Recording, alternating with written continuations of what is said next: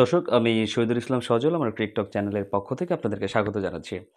তো কিছুক্ষণ আগে বলেছিলাম যে বাংলাদেশের সেমিফাইনাল খেলতে হলে একটা ছোটখাটো একটা সমীকরণ মিলাতে হবে। সমীকরণটা খুবই সহজ, তেমন কঠিন কিছু না। সমীকরণটা সহজ, বাট সেটাকে যদি বাংলাদেশ পূরণ করতে চায় তাহলে অনেক বিশাল কিছু একটা।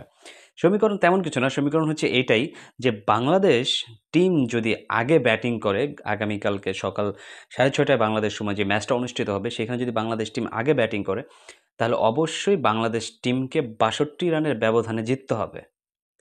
তার মানে বাংলাদেশ টিম যদি ১৫০ রান করতে পারে নির্ধারিত ২০ ওভারে, তাহলে আ আপনার আ টিম আফগানিস্তানকে তাদের ৯০ রানের মধ্যেই আউট করে দিতে হবে। আর যদি বাংলাদেশ টিম পরে ব্যাট করে, আফগানিস্তান স্কোর যাই করুক না কেন ১৫০, ৬০, ১৭০, ২০০, সেই স্কোরটা বাংলাদেশকে ১৩ ওভারের মধ্যে আপনার চেজ ডাউন করতে হবে। একমাত্র তাহলেই পসিবল বাংলাদেশের জন্য সেমিফাইনালের জন্য আ কৃতকার্য হওয়া। তো very, very, very, very, very much tough condition বাংলাদেশের জন্য। তবে এইটা ঠিক যে দর্শক, আমি চাই যোগ্য দলটাই সেমিফাইনাল খেলুক। আমি না, আমার বিশ্বাস আপনারা সবাই চান যোগ্য দলটা সেমিফাইনাল খেলুক। সেই হিসাবে বলতেছি দর্শক, বাংলাদেশের জন্য সামনে বিশাল বড় একটা চ্যালেঞ্জ অপেক্ষা করতেছে আগামীকালকে সকালে। দেখা যাক বাংলাদেশ টিম কী করতে পারে। তবে হ্যাঁ দর্শক, এই কন্ডিশনে বাংলাদেশের বোলারদের বেশ ভালো করার একটা সুযোগ আছে। যে মাঠে খেলা হচ্ছে সেই মাঠে বাংলাদেশের বোলাররা অনেক ভালো পারফর্ম করবেন বলে আমি বিশ্বাস করি। বাকিটা আসলে ব্যাটসম্যানদের উপর। ব্যাটসম্যানরা যদি একটা ম্যাচে ক্লিক করতে পারে, বলা যায় না, বাংলাদেশ টিমও সেমিফাইনালের জন্য কোয়ালিফাই করে ফেলতে পারে। অন্যদিকে আপনার আফগানিস্তান টিমের বোলিংটা যদি দেখেন, আফগানিস্তান মানে সমানে, সমানে লড়াই। এক কথায় বলতে গেলে আফগানিস্তানদের বোলিংটা, বাংলাদেশের বোলিংটা এক কথায় হাড্ডাহাড্ডি।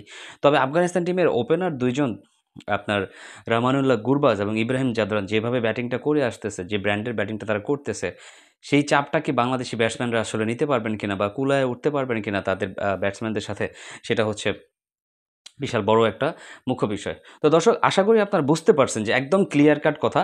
বাংলাদেশ যদি আগে ব্যাটিং করে তাহলে ৬২ রানের ব্যবধানে জিততে হবে আফগানিস্তানের এগেইনস্টে। আর যদি বাংলাদেশ পরে ব্যাটিং করে তবে তাদেরকে ১৩ ওভারের মধ্যেই ম্যাচটা আ স্কোরটা চেজ ডাউন করতে হবে। সেই ক্ষেত্রে আফগানিস্তান স্কোর যাই করুক না কেন, সেইটাই বাংলাদেশকে চেজ করতে হবে। তো দর্শক, আশা করি আপনারা বুঝতে পারছেন। তো এই বিষয়টা ক্লিয়ার হয়ে যাবে হোপফুলি আগামীকালকে সকালেই। তো বাকি উপরওয়ালা জানে বাংলাদেশ টিম কী করবে। But hope for the best. শেষ পর্যন্ত বাংলাদেশের সাথেই আছি। আশা করব যে বাংলাদেশ টিম অন্ততপক্ষে সেমিফাইনাল খেলতে পারুক বা না পারুক, একটা জয় নিয়ে মাঠ ছাড়বে। অবশ্যই অস্ট্রেলিয়ান প্লেয়াররা এই খেলাটার দিকে নজর দিয়ে রাখবেন। কারণ আমার কাছে মনে হয় যেন তারা বাংলাদেশের জার্সি পরেই খেলাটা দেখতে নামবেন। আ I don't know what will happen tomorrow. তারপর দেখা যাক কী হয় দর্শক। সবাই ভালো থাকবেন, সুস্থ থাকবেন। আসসালামু আলাইকুম।